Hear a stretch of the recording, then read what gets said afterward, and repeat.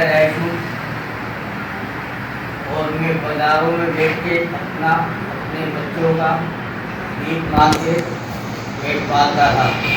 Load shedding की वजह से 2 महीने हो चुका है, मैं बहुत परेशान हाल में हूँ। मेरी हो सके तो मुझे ज़कात, फितरा, सदका देके मेरी मदद की जाए।